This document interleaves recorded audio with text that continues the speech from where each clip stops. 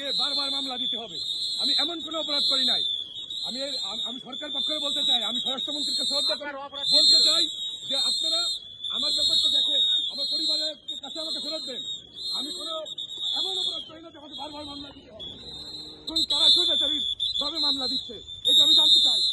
আপনারা একবার বলবেন কে আমাকে মামলা দেয়।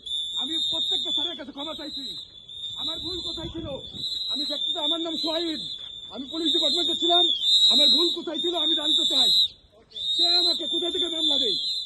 আজকে আমাকে 4 স্তরে মামলা হয়েছে, আমি ওই থানার বিল্ডিংও চিনি না, কখনো চাকরি করি নাই। আপনি কি আওয়ামী লীগ করতে ছিলেন? আমি কোনো দলের ছিলাম না ভাই। আমি যদি কোনো দলের থাকি তাহলে আমাকে যদি আরো মামলা দেওয়া হয়, আমাকে ফাঁসি দেওয়া হয়। আমি ফাঁসিতে চলতে রাজি। যদি আওয়ামী লীগের সঙ্গে আমি জড়িত থাকি, আমি ফাঁসিতে